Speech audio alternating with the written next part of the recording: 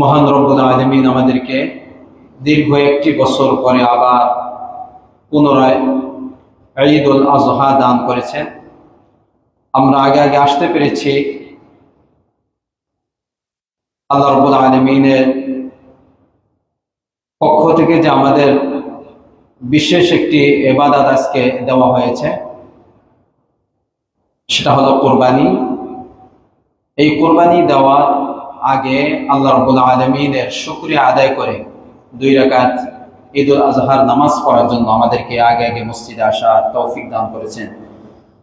যে মহান রব আমাদেরকে এই সুযোগটুকু করে দিয়েছেন, সেই মহান রবের দরবারে কালিমাতুশ শুকর আদায় করি আলহামদুলিল্লাহ।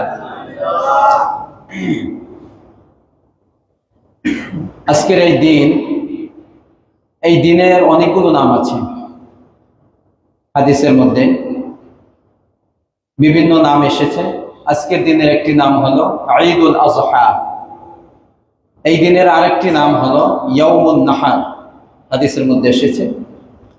এই দিনের আরেকটি নাম আছে, সেটা হলো আল ঈদুল আকবার, বড় ঈদ। আজকের এটা বড় ঈদ। ইবনে হাজাব রজবি, ইবনে রজব হাম্বলি রাহিমাহুল্লাহ তাআলা লাতাইফুল মাআরিফের মধ্যে তিনি বলেন যে ইন্না ইয়াউমান নাহরি হুয়াল ঈদুল আকবার, অর্থাৎ কুরবানির জিলহজের 10 তারিখকে বলা হয় ইয়াউমুন নাহার। তিনি বলেন ইয়াউমুন নাহার হলো সবচেয়ে বড় ঈদ। ওনার এই কিতাব, বিখ্যাত কিতাবের মধ্যে উনি এটা উল্লেখ করছেন। এই তিনটা নাম আমরা পাই না। এই দিনের তাৎপর্য, এই দিন ঈদ পালন করার জন্য মহান আল্লাহ রাব্বুল আলামিনের পক্ষ থেকে আল্লাহ রাসূলকে বিশেষভাবে আদেশ করা হয়েছে আজকের এই দিনকে ঈদ হিসাবে পালন করার জন্য। হাদিসের মধ্যে এসেছে, আল্লাহ রাসূল সাল্লাল্লাহু আলাইহি ওয়াসাল্লাম বলেন, উমিরতু বিয়াউমিল আযহা ঈদা জাআলাহু আল্লাহু লিহাদিহিল উম্মাহ। আল্লাহ রাব্বুল আলামিনের পক্ষ থেকে আমাকে ঈদুল আযহার দিনটিকে ঈদের দিন হিসাবে, উৎসবের দিন হিসাবে গ্রহণ করার জন্য আদেশ করা হয়েছে। জাআলাহু আল্লাহু লিহাদিহিল উম্মাহ, আল্লাহ রাব্বুল আলামিন বিশেষ করে এই উম্মতকে এই দিনটি দান করেছেন। সুবহানাল্লাহ বলেন। তাহলে এই আজকের এই দিন জিলহজের 10 তারিখ, যে দিনকে ঈদুল আজহা বলা হয়, এই দিনকে আনন্দের দিন, উৎসবের দিন, খুশির দিন হিসাবে গ্রহণ করার জন্য আদেশ কে করেছেন? আল্লাহ রাব্বুল আলামিন। বিশেষ করে আল্লাহ রাসূলকে বলেছেন, উমিরতু, আল্লাহ রাসূল বলেন আমাকে আদেশ করা হয়েছে। এবং আল্লাহ রাসূল বলেন জাআলাহু আল্লাহু লিহাযিহিল উম্মাহ, বিশেষ করে এই দিন এই উম্মত ছাড়া অন্য কোনো উম্মতের মাঝে এই দিনটি ছিল না। বিশেষ করে এই উম্মতকে, উম্মতে মুহাম্মাদীকে এই দিন আল্লাহ রাব্বুল আলামিন আনন্দের জন্য, উৎসবের জন্য, খুশির জন্য, খুশি প্রকাশের জন্য বিশেষভাবে দান করেছেন। এই জন্য আমরা আজকে খুবই আনন্দিত, খুবই খুশি। এই খুশির পিছনে কারণ কি? খুশির পিছনে কারণ হলো যে আজকের এই দিনে ইসলামের মৌলিক একটি ইবাদত পালন করা হবে। সেই ইবাদত হলো কোরবানি। সেই ইবাদতটা কি? কোরবানি। আমরা আমাদের অর্থ দিয়ে, যে অর্থ আমাদের মহান রব আমাদেরকে দান করেছে, অনেক টাকা ব্যয় করে আমরা পশু ক্রয় করেছি। সেই পশুটিকে আল্লাহর জন্য আমরা আজকে কি করব? কোরবানি করব। এটা একটা ইবাদত। এই ইবাদত যে আমরা করতে পারবো, করব, এই জন্য আল্লাহ রাব্বুল আলামিন খুশি প্রকাশের জন্য ওই ইবাদতের আগে 2 রাকাত নামাজকে ওয়াজিব করে দিয়েছেন, যে এই ওয়াজিব নামাজ আদায় করে তোমরা আমার শুকরিয়া আদায় করো, এরপরে যে তোমরা আমার জন্য যে পশু কিনেছো সেটা তোমরা কি করো? কোরবানি করো। এটা হলো আজকের দিনের আনন্দের কারণ। তো এই দিন একটা ত্যাগের দিন। কিসের দিন ভাই? ত্যাগের দিন। আজকের দিনটা স্যাক্রিফাইসের দিন। আজকের এই দিনটা হলো আল্লাহ রাব্বুল আলামিনের সামনে নিজেকে আত্মসমর্পণের দিন। আল্লাহর আদেশের সামনে নিজের মাথাকে নত করে দেওয়ার দিন। আজকের এই দিন আসলে সেই 4500 বছর পূর্বের ওই ঘটনা আমাদের স্মরণ হয়ে যায়, যে ঘটনা ঘটেছিল হযরত ইব্রাহিম আলাইহিস সালাতু ওয়াস সালাম এবং তার সন্তান হযরত ইসমাঈল আলাইহিস সালামের মাঝে। এই ঘটনা বলার মতো সময় আমাদের হাতে নেই। আজকের এই দিনে আমরা পশু কোরবানি করে থাকি। এই পশু কোরবানি করা আমাদেরকে যে বিশেষভাবে দেওয়া হয়েছে, এটা মূলত শুরু হয়েছে কার থেকে? আমাদের জাতির পিতা আদম আলাইহিস সালাম নাকি ইব্রাহিম আলাইহিস সালাম? ইব্রাহিম আলাইহিস সালাম থেকে কোরবানির সূচনা হয়েছে।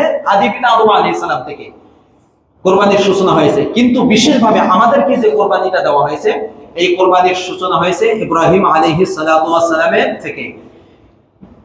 বহুত দিন তার সন্তান হচ্ছিল না, অনেক বছর, ৮৬ বছর বয়সে আল্লাহ রাব্বুল আলামিনের পক্ষ থেকে ঘোষণা আসলো যে আপনাকে একজন পুত্র সন্তান দেওয়া হবে। সন্তান হলো, হওয়ার পরে বয়স যখন ১০ থেকে ১২ বছর হয়েছে, ঠিক এই সময় আদরের সন্তান কোলে ওঠে, বাবা বাবা বলে, দূর থেকে দৌড় দিয়ে কাছে আসে। ঠিক এই সময় আল্লাহর পক্ষ থেকে আদেশ আসলো স্বপ্নের মাধ্যমে যে আপনি আপনার সন্তানকে, সন্তান অর্থাৎ আপনার প্রিয় বস্তুকে আমার জন্য কি করুন? কোরবানি করুন। তিনি ধারণা করলেন আমার কোরবানি, আমার প্রিয় বস্তু আর কি? আমার প্রিয় বস্তু আমার সন্তান ছাড়া আর কেউ না। যে সন্তান আল্লাহ রাব্বুল আলামিন ৮৬ বছর বয়সে আমাকে দান করেছেন, এই সন্তান তো আমার কাছে সবচেয়ে বেশি প্রিয়। তিনি বুঝতে পারলেন নবী হিসাবে যে আল্লাহ রাব্বুল আলামিনের পক্ষ থেকে বিশেষ পরীক্ষা আসছে, আমার সন্তান কি আল্লাহ রাব্বুল আলামিন কোরবানি দেওয়ার আদেশ করেছেন। তিনি আল্লাহর এই আদেশের সামনে মাথা নত করে দিলেন, মিনার ময়দানে নিয়ে সন্তানকে উপর করে শোয়ে এরপরে ছুরি চালালেন। আল্লাহ রাব্বুল আলামিনের শুধু এতটুকু দেখা উদ্দেশ্য ছিল, যখন এটা দেখতে পাইলেন যে ইব্রাহিম আমার আদেশের সামনে পুরোপুরি আত্মসমর্পণ করেছেন, উপর থেকে আদেশ আসলো, ওয়ানাদাইনাহু আইয়া ইব্রাহিম কত সাদাকাতার রুইয়া। ইব্রাহিম, তুমি তোমার স্বপ্নকে সত্যে বাস্তবায়ন করেছো, তোমার আর জবেহ করার প্রয়োজন নেই। এই সন্তান তুমি জবেহ করবে এটা আমি চাই না কখনো, শুধু আমার দেখার উদ্দেশ্য ছিল, এটা তুমি বাস্তবায়ন করেছো, সত্যে রূপান্তরিত করেছো। কাজী ইসমাইল নয়, বরঞ্চ আমি জিবরিল আমিনের মাধ্যমে জান্নাত থেকে একটা দুম্বা পাঠাচ্ছি, ইসমাইলের পরিবর্তে তুমি এই দুম্বা জবেহ করে দাও। সুবহানাল্লাহ বলেন। এরপর থেকে এই ধারাবাহিকতায় কিয়ামত পর্যন্ত এই কুরবানির প্রচলন শুরু হয়ে গেছে, যে না নিজের সন্তানকে জবেহ করতে হবে না, বরঞ্চ আল্লাহ রাব্বুল আলামিনের পক্ষ থেকে আমাদেরকে যে সম্পদ দেওয়া হয়েছে, এই সম্পদ দিয়ে সুন্দর একটা পশু কিনে আল্লাহ রাব্বুল আলামিনের জন্য কি করতে হবে? জবেহ করতে হবে। আজকে যে আমরা কোরবানি দেব, আজকের কোরবানির মধ্যে কোনো নেকি আছে, কোনো সওয়াব আছে? বলেন বলেন, আছে? একটা হাদিস শুনেন। আল্লাহ রাসূল সাল্লাল্লাহু আলাইহি ওয়াসাল্লাম যখন মদিনায় ঘোষণা দিলেন যে তোমরা কোরবানি করো, তখন সাহাবায়ে কেরাম আদেশ জিজ্ঞাসা করলেন, প্রশ্ন করলেন, ইয়া রাসূলুল্লাহ ফামা লানা ফিহা ইয়া রাসূলুল্লাহ, আমরা যে কোরবানি করব, আমরা আমাদের নিজেদের পশুকে আমরা জবেহ করব, এটা আমাদের লাভ কি? কি লাভ হবে? আল্লাহ রাসূল সাল্লাল্লাহু আলাইহি ওয়াসাল্লাম বলেন, বিকুল্লি শাআরাতিন হাসানা, প্রত্যেকটি পশমের বিনিময়ে একটি হাসানা আল্লাহ রাব্বুল আলামিন তোমাদেরকে দান করবেন। একটা হাসানা কোরআনে আসছে, মান জাআ বিল হাসানাতি ফালাহু আশরু আমসালিহা, যে ব্যক্তি একটা নেকির কাজ করবে তাকে একটা নেকি দেওয়া হবে না। কয়টা? বলেন কয়টা দেওয়া হবে? 10টা। কয়টা? 10টা। আয়াত কোরআনে সূরা আনআমের আয়াত, মান জাআ বিল হাসানা ফালাহু বিআশরি আমসালিহা, 10টা নেকি দেওয়া হবে। তো হাদিসের মধ্যে আসছে এক একটা পশুর বিনিময়ে এক একটা নেকির কথা বলে নাই, এক একটা হাসানা বলছেন, আর এক একটা হাসানার পরিমাণ হলো কয়টা? সমান, 10টা সমান। কাজী বোঝা গেল যে আল্লাহ রাব্বুল আলামিনের জন্য আজকে যে আমরা পশু জবেহ করব, কোরবানি দিব, এই পশুর শরীরে যত পশম আছে, প্রত্যেকটা পশমের বিনিময়ে কমপক্ষে ইখলাস অনুযায়ী আল্লাহ আরো বাড়াইতে পারেন, কমপক্ষে 10টি করে নেকি আমাদের আমলনামায় আল্লাহ রাব্বুল আলামিন দান করবেন। সুবহানাল্লাহ বলেন। কত নেকির কাজ, কত সওয়াবের কাজ। আজকে সৌভাগ্যবান তো তারা যাদের উপর কোরবানি ওয়াজিব হয়েছিল, আর তারা আল্লাহ রাব্বুল আলামিনের জন্য কোরবানি পেশ করার জন্য আজকে পশু কিনেছে, তারাই আজকে সৌভাগ্যবান। এটা তো একটা নেকি। সাহাবায়ে কেরাম এর মধ্যে একটু খট্ট রয়ে গেল, জিজ্ঞাসা করলেন, ইয়া রাসূলুল্লাহ ফাসসুফ, ফাসসুফের অর্থ আপনারা বুঝবেন, ভেড়া আছে না, ভেড়া, ভেড়া আর ছাগল এই দুইটার পশম কি এক ধরনের? বলেন এক ধরনের না। ভেড়ার মধ্যে জট বাঁধা পশম আছে, একটু বেশি পশম, এছাড়া আরো কিছু পশম আছে ছাগলের ভিতরে, দেখবেন একটা তো বড় বড় পশম আছে, আর কিছু পশম আছে যে পশমগুলো ছোট ছোট ছোট ছোট, আছে না নাই? এইগুলোকে বলা হয় সুফ। এগুলো কি বলা হয়? সুফ। ছোট ছোট, যে বড় পশমের নিচে থাকে ছোট ছোট পশম। তো সাহাবা কিরামের মাঝে একটু খটকা আসলো যে পশমের বিনিময় তো আমাদেরকে কি দেওয়া হবে? নেকি দেওয়া হবে, তাহলে ছোট ছোট পশম, আরো জট পাতা বেশি পশম, এইগুলোর বিনিময়কে দেওয়া হবে। এইগুলোকে বলা হয় আরবিতে সুফ, সুফ বলা হয়। তখন সাহাবায়ে-কেরাম এই খটকা দূর করার জন্য, সন্দেহ দূর করার জন্য আল্লাহ রাসূলের কাছে আবার প্রশ্ন করেন, ফাসুফ ইয়া রাসূলুল্লাহ, ছোট ছোট ছোট পশম অথবা জট পাতা যে পশম, এইগুলোর বিনিময়কে আল্লাহ রাব্বুল আলামিন হাসানা দান করবে, নেকি দান করবেন? আল্লাহ রাসূল সাল্লাল্লাহু আলাইহি ওয়াসাল্লাম দ্ব্যর্থহীন ভাষায় বললেন, বিকুল্লি শাআরাতিন মিনাস সুফি হাসানা। শুধু পশম না, বরং ছোট ছোট যে পশম তোমাদের মাঝে যে সন্দেহ আছে, অথবা জট বাঁধা পশম, এইগুলোর প্রত্যেকটির বিনিময়ে আল্লাহ রাব্বুল আলামিন কমপক্ষে 10টি করে নেকি দান করবেন। সুবহানাল্লাহ। এটা একটা ফজিলত যারা আজকে কুরবানি দিবেন। হাদিসের মধ্যে আসছে, আজকের দিনে মা আমিলা ইবনু আদম মিন আমালিন ইয়াওমান নাহরি আহাব্বা ইলাল্লাহ মিন ইহরাকিদ দাম। আজকের দিনে হাদিসের মধ্যে 3টা ফজিলত আসছে যারা আজকে কুরবানি দিবেন। আজকের দিনে অনেক ইবাদত আছে। আমরা জোহরের নামাজ, ফজরের নামাজ পড়ছি, আবার জোহর পড়বো, আবার আসর পড়বো, আবার মাগরিব পড়বো। আজকের দিনের আমল না? আজকের দিনে আমল। আজকের দিনে যত আমল আছে, এই আমলের মধ্যে শুধুমাত্র ফরজ নামাজ বাদ দিয়ে, ফরজ নামাজের সাথে কোন ইবাদতের কি হয় না? তুলনা হয় না। ফরজ নামাজ বাদ দিয়ে এছাড়া আর যত নফল, ওয়াজিব, সুন্নত, আরো যত আমল আছে, সমস্ত আমলের চেয়ে আজকের দিনে যারা আল্লাহর জন্য কুরবানি দিয়ে ছুরি চালিয়ে যারা আজকে রক্ত প্রবাহিত করবে, এই রক্ত প্রবাহিত করা আল্লাহর কাছে আজকের দিনের সবচেয়ে শ্রেষ্ঠ আমল। সুবহানাল্লাহ বলে, আল্লাহর কাছে সবচেয়ে বেশি পছন্দনীয়। মা আমিলা ইবনু আদম মিন আমালিন ইয়াওমান নাহরি, ইয়াওমান নাহরি আজকের দিন, আহাব্বা ইলাল্লাহি মিন ইহরাকিদ দাম, রক্ত প্রবাহিত করার চেয়ে আল্লাহর কাছে আজকের দিনে আর কোনো আমল নাই, শ্রেষ্ঠ কোনো আমল নাই। তাহলে আজকের দিনে ফরজ ইবাদতের পরে শ্রেষ্ঠ আমল কি বলেন? কুরবানি দাও। বলেন কি দেওয়া? কুরবানি দাও। আজকে এই হাদিসের দ্বিতীয় অংশে আল্লাহ রাসূল সাল্লাল্লাহু আলাইহি ওয়াসাল্লাম বলেন, ওয়া ইন্নাহু লা ইয়াতি ইয়াওমাল কিয়ামাতি বিকুরুনিহা ওয়া আশআরিহা ওয়া আজলাফিহা। আজকে তো আমরা কুরবানি দেব। কুরবানি দিয়ে আল্লাহর জন্য আমরা কুরবানি দেব না? আল্লাহ কি পশুগুলো বা গোশত সবকিছু নিয়ে যাবে, না থাকবে আমাদের জন্য সবকিছু? আমাদের কাছে আমাদের জন্য সবকিছু থাকবে। তো আমরা তো গোশত আর ভিতরে যেগুলো খাবারে, এগুলো আমরা খেয়ে ফেলবো। অনেক কিছু আছে যেগুলো আমরা খাবো না, যেমন খুর, পা, পায়ের নিচের অংশ, এগুলো কি কেউ খাবে? আজকে শিং, এগুলো খাবে? খাবে না। এইগুলো অনেক কিছু আছে যেগুলো আমরা খাবো না, বাকি তো আমরা আল্লাহর জন্য কুরবানি দেব। যেগুলো খাওয়ার অংশ সেগুলো আমরা খাবো। হাদিসের মধ্যে আসছে, আল্লাহ রাসূল বলেন, কাল কিয়ামতের ময়দানে যেগুলো তোমরা ফেলে দিবে, যেগুলো ফেলে দিবে, যেগুলো কোনো প্রয়োজন হবে না, তারপরে পশম, এগুলো কেউ খাবে না। খাবে? আল্লাহ রাসূল বলেন, যেগুলো তোমরা ভক্ষণ করবে, খাবে, এগুলো তো আছে, সাথে সাথে যেগুলো তোমরা ফেলে দিচ্ছ, মনে করতেছো এগুলা কোনো নেকি নাই, কোনো সওয়াব নাই, এগুলো কিছুই না, এগুলো ফেলে দিচ্ছি, মাটির সাথে মিশে একবারে নিঃশেষ হয়ে যাবে। আল্লাহ রাসূল বলেন, না, কাল কিয়ামতের ময়দানে গোশত এবং যেগুলো খাওয়ার সেগুলো তো থাকবে, সাথে সাথে যেগুলো তোমরা ফেলে দিচ্ছ, শিং, পশম, তারপর খুর, সব সহ একত্রিত করে মিজানের পাল্লায় উঠিয়ে দেওয়া হবে। সুবহানাল্লাহ বলে, সবকিছু হাজির হবে কাল কিয়ামতের মধ্যে। ওয়াইন্নাহু লা ইয়াতি ইয়াওমাল কিয়ামাতি বিকুরুনিহা শাই ওয়া আশআরিহা ওয়া আজলাফিহা, সবকিছু আল্লাহ রাব্বুল আলামিনের দরবারে হাজির করা হবে এবং আমাদের আমলনামায় যে নেকির পাল্লা আছে সেটা উঠিয়ে দেওয়া হবে। সুবহানাল্লাহ বলেন। আজকে তারা সৌভাগ্যবান, আজকে ওই সমস্ত ব্যক্তি যারা আজকে কুরবানি পেশ করবে।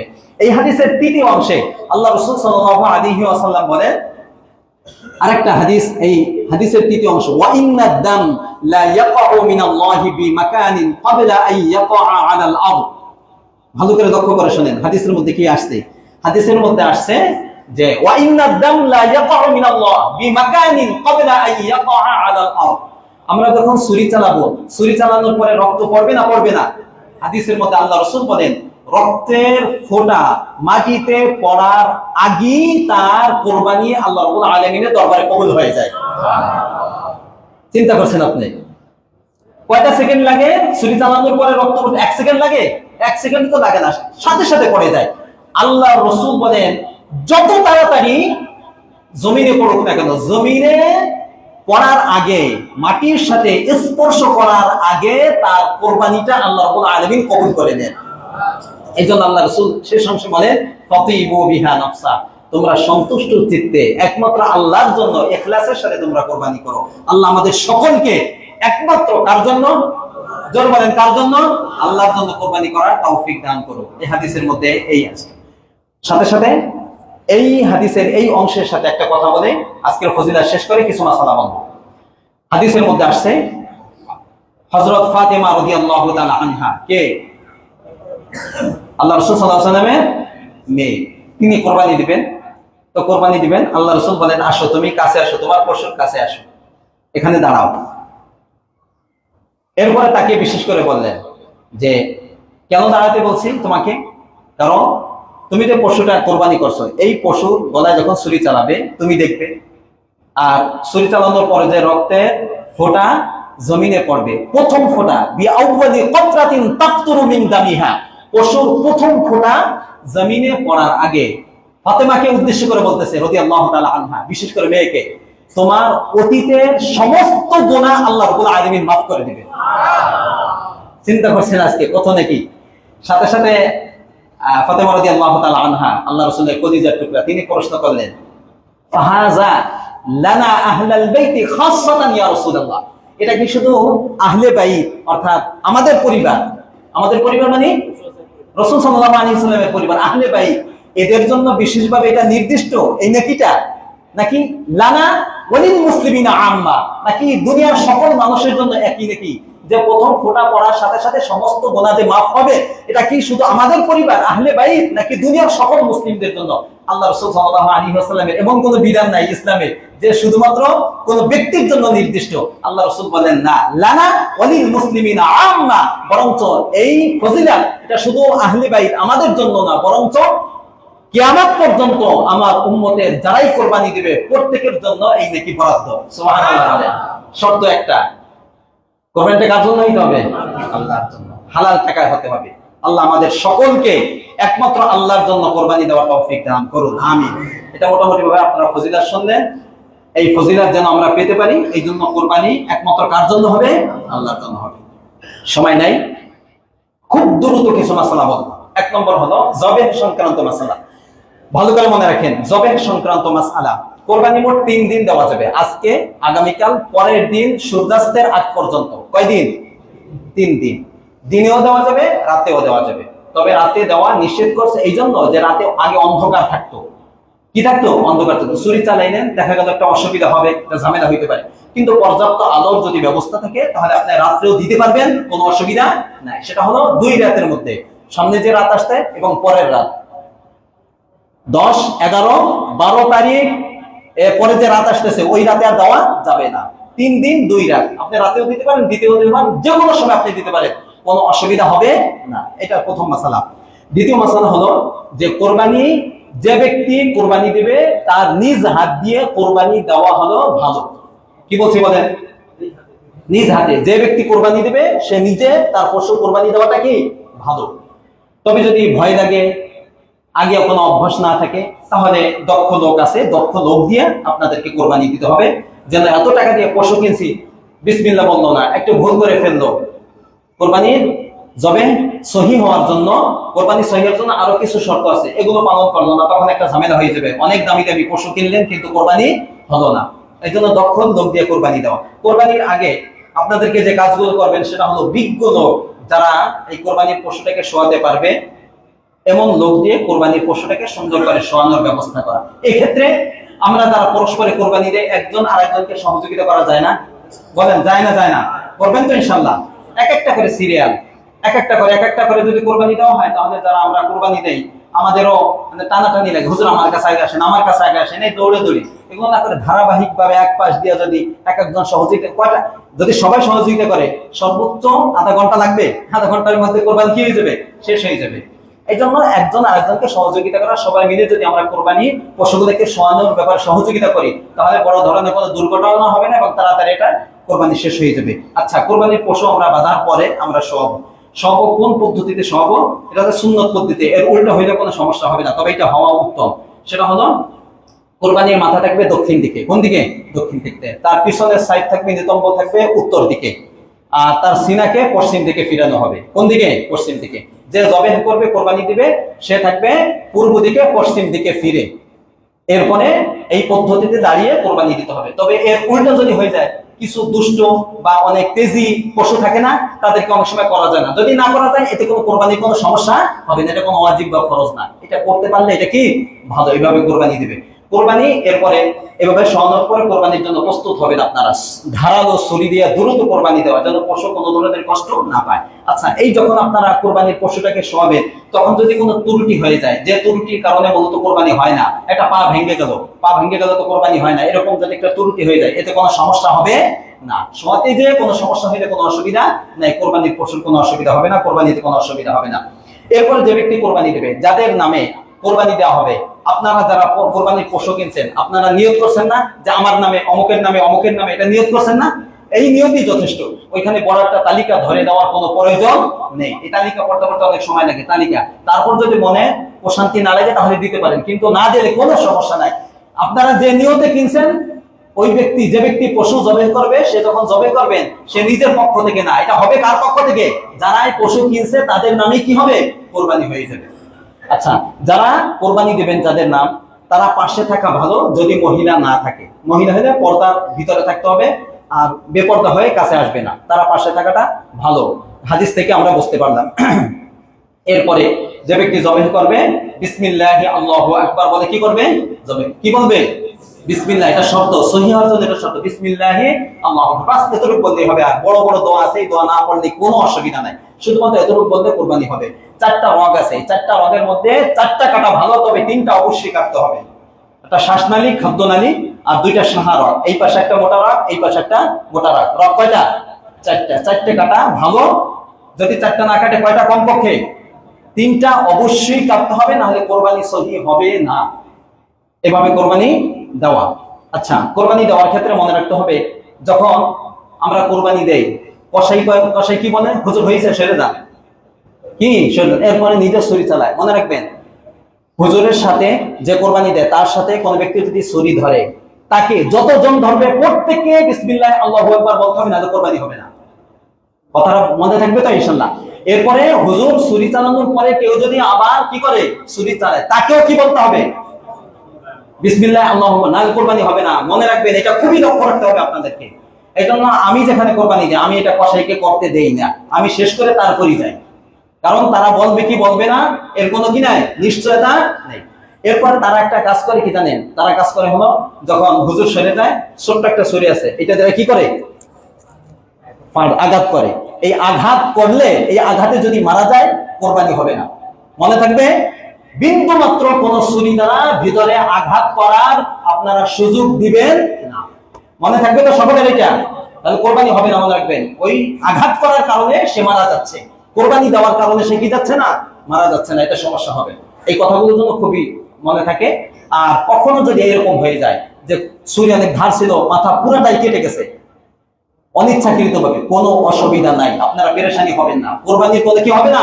অসুবিধা হবে না। তবে এরকম যেন না হয়, না হওয়াটা ভালো, কিন্তু হইতে কোনো অসুবিধা হবে না। আচ্ছা,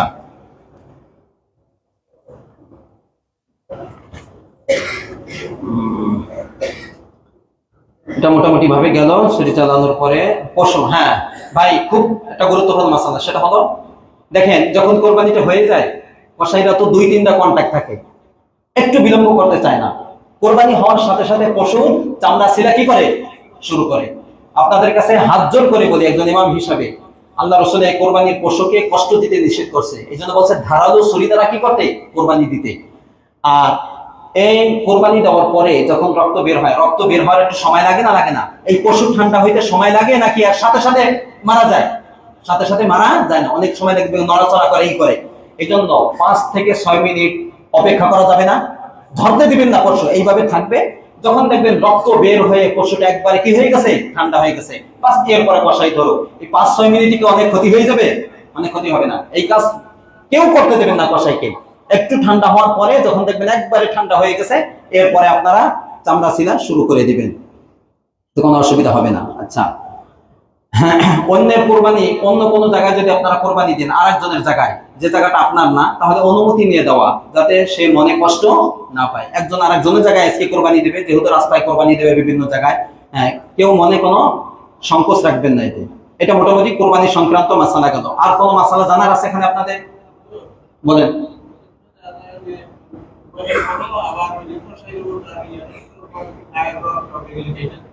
না, এগুলো দেবেন না, এটা বললাম। এটা যে ঠান্ডা হওয়ার আগ পর্যন্ত কোনো কিছু ধরতে দেবেন না পশু, এটা বললামই। চামড়া সংক্রান্ত মাসালা, চামড়া কি করবেন শোনেন। কোরবানির পশুর কোনো অংশ বিক্রি করা জায়েজ? জোরে বলেন। কোনো অংশ, সে হাড্ডি হোক, চর্বি হোক, চামড়া হোক, কোনো অংশ বিক্রি করা জায়েজ নেই। এটা তো মাসালা। হ্যাঁ, এরপরে যদি কোনো ব্যক্তি বিক্রি করে দেয় তাহলে তার জন্য আবশ্যক হলো যে টাকা বিক্রি করছে এই টাকাটা গরিব মিসকিনকে কি করে দেওয়া? সদকা করে দেওয়া।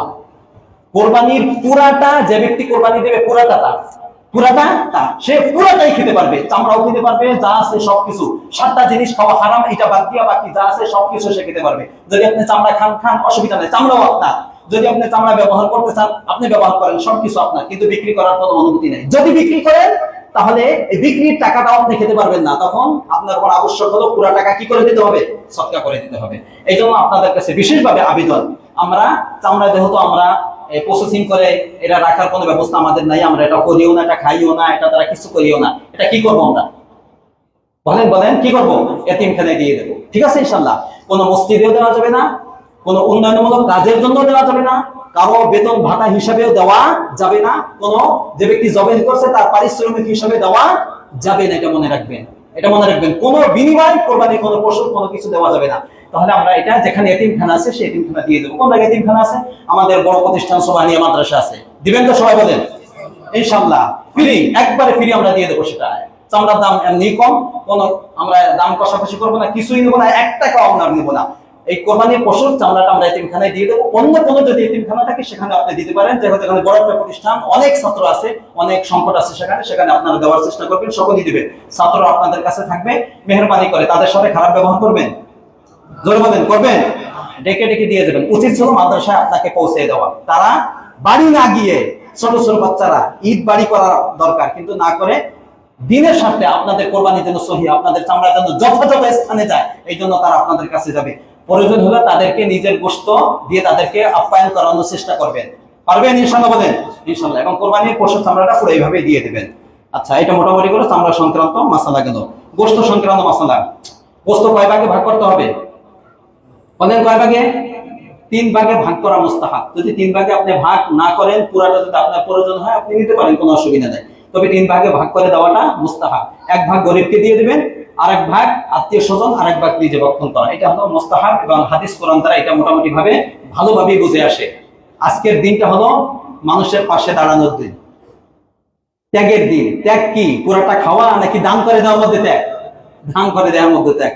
আজকে আমরা এটা চেষ্টা করব সকলেই, আমরা যতটুকু রাখবো এর চেয়ে বেশি মানুষকে দেওয়ার আমরা চেষ্টা করব। আচ্ছা, শরিকানা কোরবানির ক্ষেত্রে যারা শরিকানা কোরবানি দেবেন, মেপে অনুমান করে দিলে হবে না, মেপে গোশত ভাগ করে পাল্লায় মেপে তারপরে আপনারা এটা বন্টন করতে হবে, অনুমান করলে হবে না। আচ্ছা, এক্ষেত্রে আজকের দিনের সবচেয়ে আরেকটা সুন্নত আমল হলো কোরবানির গোশত দিয়ে প্রথম খাবারটা খাওয়া। এই যে অনেকে রোজা রাখছেন, আজকে কি কোনো রোজা আছে? আজকে কোনো রোজা নাই। অনেকে বলে রোজা, খাওয়ার কোনো রোজার নামও নেবেন না আজকে। হ্যাঁ, পানি খেতে পারবেন, সবকিছু খেতে পারবেন। যারা কোরবানি দেবেন, কোরবানির পশুর গোশত দ্বারা প্রথম খাবারটা ভিতরে দেওয়া, এটা হলো সুন্নাত, এটা মুস্তাহাব আমল। তবে এই ক্ষেত্রে আপনারা এই জন্য নামাজ আগে দেওয়া হয়েছে। পশু কোরবানি দেওয়ার পরে যখন চামড়া ছিঁড়া হয়ে যাবে, এরপরে গোশত বানানো শুরু করবে। আচ্ছা, যেখান থেকে পছন্দ একটা গোশত নিয়ে আপনি বাসায় পাঠিয়ে দিলেন। যদি শরীকানা হয় 2 কেজি 3 কেজি করে এক শরীকে দিয়ে দিলেন যে তাড়াতাড়ি পাঠাইয়া আপনারা এটা রান্না করলো, এরপরে তাড়াতাড়ি আপনারা এটা খেতে পারবেন। এই কাজটা আপনারা করতে পারেন। আল্লাহ আমাদেরকে তৌফিক দান করুন। মান্নতের যদি কোরবানি থাকে, ওসিয়াতের কোরবানি থাকে, তাহলে এই কোরবানির গোশত নিজে খাওয়া যাবে না, কোনো ধনী লোককে দেওয়া যাবে না, পুরোটাই গরিব মিসকিনকে দিতে হবে।